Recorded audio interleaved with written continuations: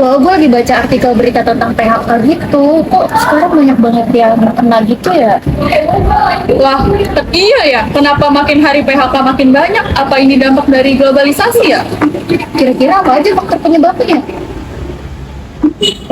Setelah layanan Gojek hadir di Kota Bandung, Jawa Barat selama 5 bulan, respons beragam pun mulai bermunculan. Kehadiran Gojek menguntungkan bagi pengguna ojek, tapi bagi para pengendara ojek yang tak bergabung dengan Gojek, ini mengaku penghasilan mereka berkurang. Kita langsung tanya ke rekan kami, Stefani Ginting di Bandung, Jawa Barat. Stefani, seperti apa persaingan ojek di Bandung setelah masuknya Gojek ke sana?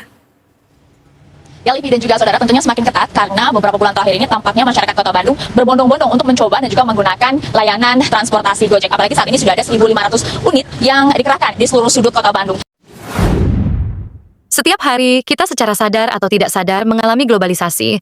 Pergerakan orang, ide, uang, barang, data, obat-obatan, senjata, virus komputer dan biologi, gas rumah kaca, dan banyak lagi di seluruh dunia. Lihatlah ponsel pintar Anda dan pikirkan tentang koordinasi global yang diperlukan untuk memproduksi. Keterkaitan dunia modern memungkinkan ide, perilaku, gaya, produk, dan berita menyebar lebih cepat dan luas daripada periode sejarah lainnya. Namun, dampak globalisasi itu rumit. Apa yang menjadi keuntungan bagi sebagian orang mungkin menjadi kerugian bagi orang lain. Teknologi, misalnya, memungkinkan miliaran orang untuk menghubungi teman dan mengakses berita dari seluruh dunia. Rantai pasokan internasional, jaringan yang mengubah bahan mentah menjadi barang jadi, memproduksi dan mendistribusikan barang lebih cepat dan lebih murah dari sebelumnya. Namun, laju inovasi teknologi juga telah menyebabkan otomatisasi proses manufaktur yang menghilangkan pekerjaan. Perdagangan adalah contoh lainnya. Antara tahun 1970 dan 2015, ekspor dan impor barang global masing-masing berlipat ganda lebih dari 50 kali lipat. Impor menyebabkan peningkatan pilihan konsumen dan penurunan harga. Dan lebih banyak perdagangan dapat memperkuat hubungan antara mitra dagang dan mendorong perdamaian, keamanan, dan pertumbuhan. Namun lebih banyak peluang perdagangan dan kemajuan teknologi, berarti banyak perusahaan memilih untuk mengirimkan operasi mereka ke negara-negara di mana tenaga kerja dan sumber daya alam lebih murah. Dan individu serta perusahaan yang dapat memanfaatkan sumber daya internasional mengalami keuntungan yang sangat besar, yang memperlebar kesenjangan yang semakin besar antara si kaya dan si miskin. Dampak globalisasi, baik negatif maupun positif, adalah kenyataan. Tidak seorang pun dapat sepenuhnya memilih keluar, tetapi pemerintah memiliki banyak pilihan untuk menanggapinya. Mereka dapat memilih seberapa terbuka atau tertutup mereka terhadap investasi perdagangan. Pengunjung, imigran, pengungsi, lalu lintas internet, dan banyak lagi. Pemerintah juga dapat menghadapi globalisasi melalui tanggapan kolektif, bukan tanggapan nasional. Sejumlah lembaga internasional dan pengaturan lain telah muncul untuk mengelola globalisasi. Meskipun beberapa negara memandang globalisasi sebagai ancaman terhadap identitas, budaya, atau norma sosial dan politik setempat, tidak ada negara yang dapat sepenuhnya mandiri. Tantangannya adalah bagi masing-masing pemerintah dan dunia secara kolektif untuk mempromosikan manfaat globalisasi sambil secara efektif membantu individu dan negara yang paling dirugikan oleh globalisasi. Indonesia merupakan contoh nyata bagaimana arus globalisasi membawa perubahan besar dalam berbagai aspek kehidupan, termasuk sektor ketenagakerjaan. Salah satu bukti paling mencolok dari perubahan ini adalah munculnya aplikasi ojek online seperti Gojek dan Grab yang telah merevolusi industri transportasi dan membuka peluang kerja baru. Hanya dengan mengandalkan ponsel pintar, seseorang dapat dengan mudah memesan transportasi, mengirim barang, hingga memesan makanan, semuanya dalam hitungan menit. Hal ini menunjukkan bagaimana teknologi global dapat disesuaikan untuk memenuhi kebutuhan lokal dengan sangat efektif. Namun, di balik inovasi tersebut, terdapat dinamika sosial yang signifikan, terutama bagi para pekerja ojek pangkalan. Berbagai penelitian sebelumnya telah membahas dampak kemunculan transportasi online terhadap sektor transportasi konvensional, terutama ojek. Seperti penelitian yang dilakukan oleh Merdiana Ferdila yang berjudul Analisis Dampak Transportasi Ojek Online Terhadap Pendapatan Ojek Konvensional di Kota Jambi, mendapatkan sebuah temuan bahwa ojek online berdampak negatif pada pendapatan ojek konvensional, dengan penurunan hingga 30% karena ketidakmampuan ojek konvensional bersaing dalam aspek teknologi dan inovasi. Beberapa bahkan terpaksa beralih menjadi mitra pengemudi ojek online untuk tetap bertahan. Pergeseran ini bukan sekedar perubahan teknologi, namun juga perubahan pola kerja, sistem upah, dan hubungan sosial antar pekerja. Bapak berpengaruh nggak sih Pak terhadap ojek konvensional atau mungkin ada pendapatan Bapak pribadi gitu? Oh, untuk adanya ojek online bagi kami ya yang ojek pangkalan itu sebenarnya nggak ada masalah karena konsumen itu masing-masing. Jadi bagi mereka yang pakai aplikasi itu baru sama yang online, yang nggak pakai aplikasi sama kita. Jadi tetap aja nggak masalah. Adanya ojek online itu berarti mengalami penurunan atau mungkin sama aja Pak? Ya kalau secara global itu ada perbedaan, mungkin ada sedikit penurunan, tapi ya semua itu kalau bisa kita menyikapi ya nggak masalah. Karena emang rezeki itu udah diatur, ya kan, udah yang ngatur. Bahkan kita ojek pun nggak harus pagi, kadang kita siang, ya gitu. Cuman enaknya ya kita nurutin isi hati aja, maunya bagaimana. Kalau ojek online kan dia berpatok sama aplikasi, kalau kami kan tidak. Itu doang bedanya. Jadi kan tadi Bapak bilang kalau ojek konvensional sendiri punya pasarnya sendiri ya Pak? Iya. Berarti dari Bapak sendiri itu ada nggak sih keinginan sendiri buat ikut perkembangan arus daftar jadi ojek online atau mau tetap di ojek konvensional aja? Ya sebenarnya sih ya pengen, tapi ya semua itu ada pertimbangannya gitu. Walaupun kita untuk bisa nekat ke situ, tapi itu kan ada resikonya juga. Dari segi apa ya? Dari segi berapa harganya gitu kan, kita sendiri juga bisa kalau mau, cuman kadang-kadang kita juga yang penting bisa menyadari diri sendiri aja. Jadi kita ya enak begini aja dah. Ya, Sebelumnya Bapak kerja jadi ojek konvensional itu udah berapa lama Pak? saya kurang lebih 2018, sekarang berapa ya? Oh, Hampir 6-7 tahun. 7 tahun ya, hampir 6 tahun Ya, Pak ya? ya, hampir 8 tahun. Tapi dalam sehari itu pasti Bapak dapat penumpang ya Pak? Pasti. Ya karena gimana ya? Ya pasti ada lah kalau itu mah. Yang dibilang tadi, karena rezeki udah ada yang ngatur, pasti ada. Walaupun mungkin agak sedikit menurun ya Pak? Ya. Soalnya karena ada dampaknya ojek online ini Ya paling begitu. Yang tadinya konvensional semua, sekarang ada sebagian yang pakai online. Jadi, ya. Dari Bapak sendiri ada nggak sih pesan yang ingin Bapak sampaikan kepada pemerintah ataupun masyarakat lokal gitu, biar mungkin pemerintah lebih memperhatikan ojek-ojek pengkolan yang udah mulai tergerus gitu sama Ya ojek. itu sih gimana ya?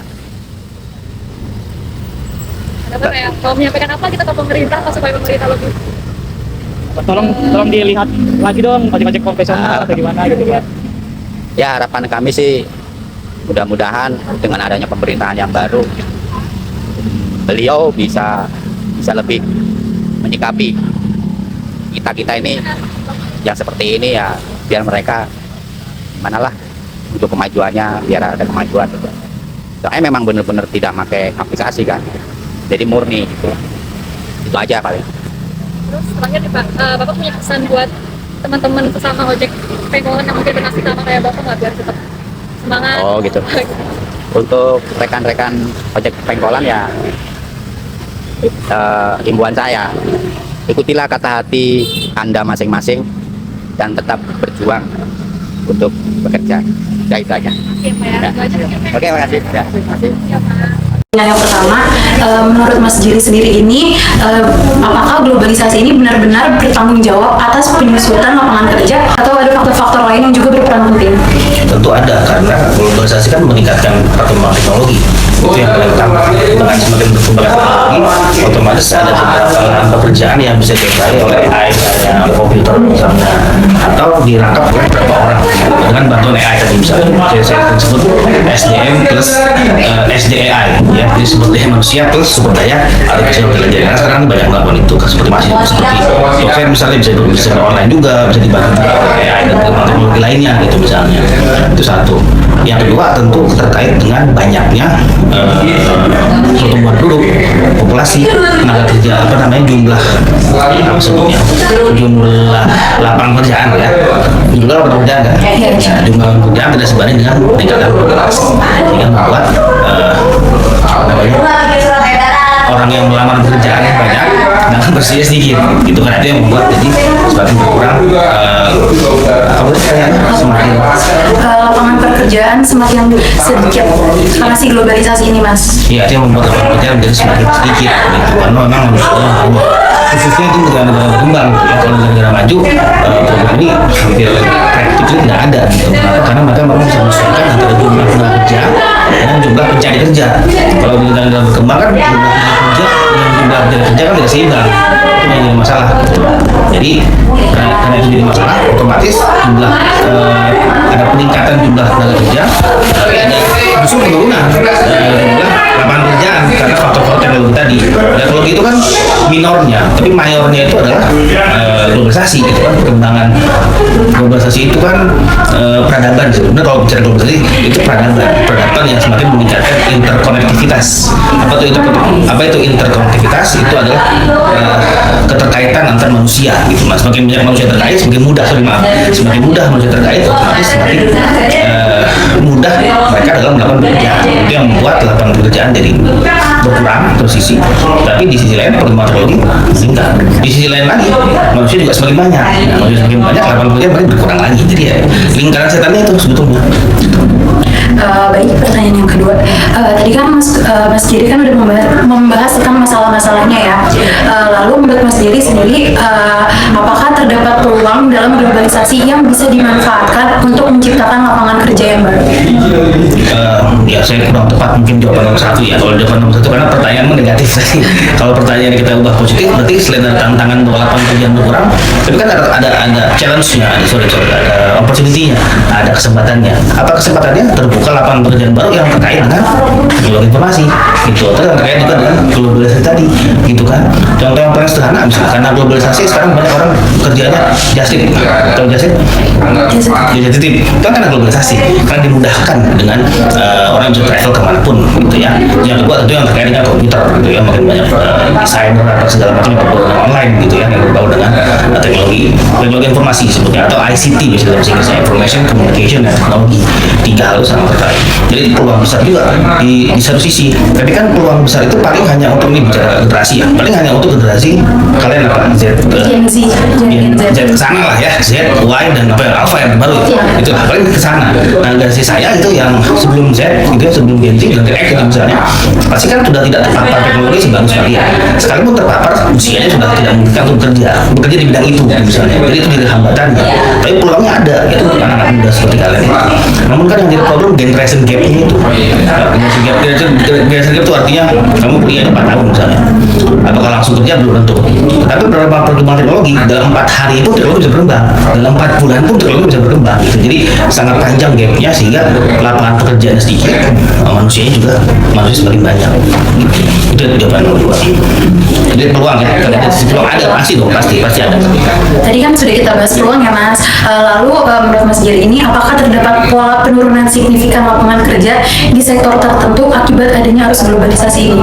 Untuk sektor tertentu ada tentunya ya. Yang paling terasa dampaknya sektor manufaktur, pabrik deh yang paling dampak. Ya pabrik makin banyak melakukan yang namanya otomatisasi. Otomatisasi artinya ya semua robot, gitu ya. Pabrik itu yang paling banyak terkena dampaknya. Jadi ngomong Indonesia ya. Indonesia. Di Indonesia kan buruh pabrik itu banyak. Buruh-buruh itu yang demo-demo kalau ada hari buruh serikat pekerja itu kan buruh pabrik semua rata-rata itu yang teriak-teriak soal UMR dan segala macam itu buruh pabrik semua. Nah, mereka yang paling terasa. Kenapa? Karena perusahaan-perusahaan lebih mudah menggunakan teknologi untuk menggantikan mereka. Teknologi bisa tinggal ganti. Mahal paling di awal. Ya. Tapi kalau buruh harus pikirin kesejahteraannya, harus pikirin UMR-nya tadi. Ini maaf untuk yang perempuan kalau dia cuti hamil bagaimana dan plus lainnya, kalau dia izin, kalau dia sakit bagaimana, atau kalau ngurus anak bagaimana, terus juga kalau meninggal bagaimana. Nah, itu kan harus dipertimbangkan perusahaan. Daripada dia menggunakan SDM tadi, dia pakai SDMI tadi atau SDMT, SDT, sumber teknologi yang sekarang udah makin banyak. Kalau yang saya lihat paling satu faktor itu, satu bidang itu yang paling signifikan, manufaktur, itu industri, ya, atau industri macam-macam ya. Cuma kan kita lihat manufaktur secara umum gitu ya. Kalau bahasa sederhananya ya pabrik, ya lihatnya kalau pabrik sekarang di mana bata atau sepatu baru koleksi ya bangkrut gitu. Kenapa? Karena pabrik misalnya kayak sepatu Nike, sepatu Adidas, atau yang saya pakai apa namanya ini Skechers itu misalnya, mereka udah otomatisasi. Jadi pabrik aja yang assemble merakit sepatunya, nggak satu-satu di lab gitu. Rokok misalnya, tinggal pabrik aja nggak dilinting satu dan segala macam gitu. Itu kan membuat lapangan pekerjaan menurun kan. Jadi ya, pasti ada signifikannya, tapi yang paling signifikan menurut saya adalah manufaktur. Untuk pertanyaan selanjutnya itu, kebijakan apa yang menurut Mas Jerry harus segera diambil pemerintah untuk memitigasi dampak negatif globalisasi terhadap ketersediaan lapangan kerja? Susah kalau menjawab pertanyaan kayak gitu ya. Yang paling gampang yang mundur aja presidennya. Itu yang pasti udah. Karena presiden kita seperti siapapun ya, mau Jokowi, mau Prabowo, selalu akan sulit menghadapi ini. Kenapa? Karena dilema di satu sisi kan pasti ada kelompok-kelompok muda nih ya yang ingin perkembangan teknologi terus digencarkan, dilakukan terus menerus. Namanya juga perkembangan nggak mungkin dong di stop. Tapi di sisi lain perkembangan teknologi itu mengakibatkan adanya penurunan tenaga kerja, mengakibatkan adanya kesejahteraan manusia yang adalah pemilih-pemilih dia, yang politik ya, pemilih dia sekarang berkurang. Jadi mereka jadi dilema gitu. Kenapa saya bilang presiden terus mundur ya? Kan presiden sekarang sampai sekarang nggak bisa memberikan jawaban itu. Gitu. Dulu Pak Jokowi awal SMK nggak jalan juga. Kenapa Prabowo mau bikin apa? Yang terbaru adalah apa tuh naikin gaji dosen, bukan gaji guru ya, gaji guru dan lain-lain. Nah gimana pakai gaji guru kalau guru nggak punya pekerjaan? Kenapa? Karena mungkin kedepannya SD, kalau tingkatan kuliah mungkin beda ya, kayak kita mungkin beda ya. Tingkatan guru TK, guru SD, lama-lama mereka cukup belajar dari ini. Gadget gitu ya, nggak cuma handphone ya, laptop dan segala macam. Selesai, kasih aja bahan segala macam. Itu sekarang kampus ada namanya UT, buka itu dia udah online, udah full online. Ada beberapa aja dosen yang ngajar di situ. Nah itu kan membuat percuma ada yang gaji guru kalau guru SD nggak bisa kerja. Nah itu jadi dilematis. Nah kebijakan apa yang pemerintah lakukan? Kalau menurut saya adalah meningkatkan sumber daya manusianya. Gitu. Itu memang jawaban klasik tapi ya kalau kayak gitu kan pasti klasik ya, meningkatkan manusia. Cuman yang belum dilakukan sebetulnya adalah peningkatan sumber daya manusia khusus orang kaya. Nah ini yang agak beda nih. Kenapa? Karena Cina pakai kebijakan itu nggak apa ya, pakai komparasi Cina ya. Cina itu meningkatkan SDM manusianya bukan orang miskin tapi orang kaya. Kalau kita kan enggak, kita orang miskin ya. Kasih BPJS, kasih UMR tadi, kasih gaji guru dan segala macam gitu ya. Dan kebijakan-kebijakan yang apa kemarin makan siang gratis gitu misalnya. Bukan semuanya kan makan siang gratis nggak ada buat orang kaya kan? Nggak ada buat orang miskin. Di Cina justru yang diberdayakan adalah orang kaya.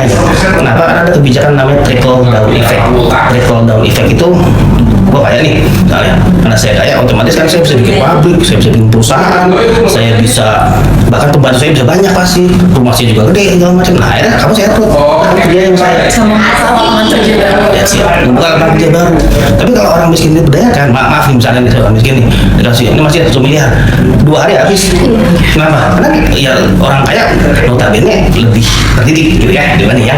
Saya nggak ini fakta ya, bukannya kita menghina orang miskin, nggak dilaporin polisi kan. Kita kayak ribut Agus sama Novi lagi, bukan itu Agus sama Novi kan contoh orang bodoh orang miskin itu gitu, kayak gitu udah ributin gitu. Nah itu contoh aja teman-teman ya. Nah, di Cina yang diberdayakan kan orang kaya tadi, sehingga dia bisa buat bukan kebijakan, dia bisa bikin bisnis, dia jadi pebisnis. Ketika dia bisnis dibuka pabrik, memang karyawan 1.000 kalau 2.000 kali, yang orang jadi terberdaya gitu kan di itu. Nah itu kebijakan pemerintah Cina yang menurut saya bagus, peningkatan SDM tapi khusus orang kaya. Mereka dapat pajak murah, mereka dapat izinnya gampang, kita dapat pajak mahal, izinnya susah. Apalagi mereka juga dapat insentif dari pemerintah, bukan cuma pajak, dan pajak itu nanti potongan ya, misalnya lu bayar pajak harusnya 5%, sama pemerintah 2% aja.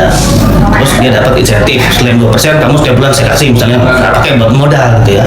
Nah itu yang dilakukan dari Cina. Ada tapinya, sekali dia ketahuan nggak melakukan itu, penjara dia gitu. Kalau kita kan maaf ya, orang kaya diberdaya bodo amat ya, makanya mungkin orang ingin diri gue sendiri. Kalau Cina dia mikir diri sendiri, takut di penjara ada pemerintah, kan lu udah gak modal ya. Kalau lu jadi kaya, ya otomatis lu harus trickle down effect tadi. Untuk kaya lu buat orang juga gitu. Tetap kaya nggak? Ya tetap kaya, orang kaya itu kebijakan itu yang kita nggak ada. Makanya saya bilang presiden mundur aja, kalian ngerti nggak dia ngurus negara? Kalau tinggal nyontek ke Cina, karena masih ingat keliling kan ke luar negeri, malah pakai tok di peci kan, misalnya belajar dari Xi Jinping itu misalnya bisa diterapkan kalau mau seperti itu di Indonesia. Itu usulan saya, jangan dibilang nanti saya malah menghina presiden gitu ya, enggak ya. Itu usulan saya, karena berdaya kepada orang kaya itu di Cina berhasil, sukses dia.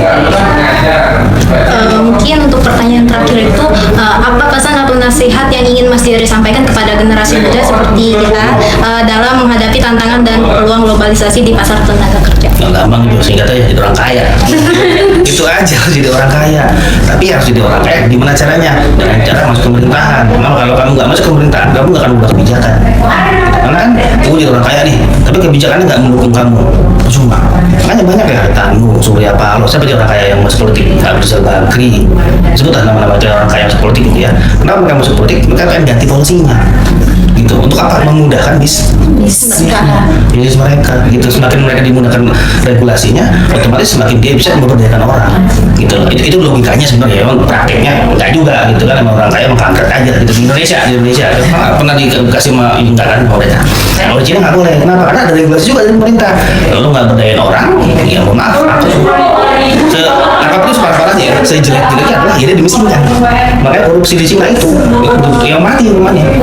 Kalau kita kan korupsi kita masuk TV, ada begini, nyalain malah. Makin viral malah makin bagus. Kalau seneng dia kayak Tom Lembong pakai rompi itu kan seneng banget gitu. Korupsi kok, gitu. Itu paling kaya digebukin, gitu kan, paling orang rakyat malah disanjung-sanjung. Nah itu tadi kamu jadi orang kaya. Kalau orang saya sih, nah, dia orang kaya bagaimana ya masuk pemerintahan. Masuk pemerintahan gitu. Atau kaya dulu masuk pemerintahan boleh, atau masuk pemerintahan jadi kaya silakan. Karena gabungan antara pejabat usaha, saya sering bilang pejabat usaha, pejabat dan pengusaha, gabungan dua itu yang bikin negara maju. Di Cina pejabatnya jadi pengusaha bisa jadi pejabat. Ya, kembali lagi begini Cina ya, karena saya melihatnya Cina yang lumayan bagus. Kalau dikomparasi sama Amerika sama Eropa, ya mereka beda lah sama kita. Eropa, Amerika itu udah jauh lah levelnya. Nah, yang masih mirip-mirip sama kita itu Cina, Korea Selatan, itu masih mirip-mirip sama kita. Jadi kita kalau menyontek masih lebih oke lah, gitu kan. Tidak terlalu jauh kalau ke Amerika atau Eropa yang udah cara berpikirnya udah beda lah, gitu. Nah tadi pejabat dan pengusaha itu bagus. Kalau jadi pengusaha, jadi pejabat juga. Kalau jadi pejabat, jadi pengusaha juga. Itu lah generasi milenial zaman sekarang harus kayak begitu. Itu kalau cuma ngandelin lulus dari kerja nggak bisa. Kalau perlu nggak usah lulus, tetap kerja itu jauh lebih baik gitu. Ya daripada lulus tapi jadi pengangguran, mendingan nggak usah lulus, nggak usah kuliah gitu maksudnya, tapi punya bisnis.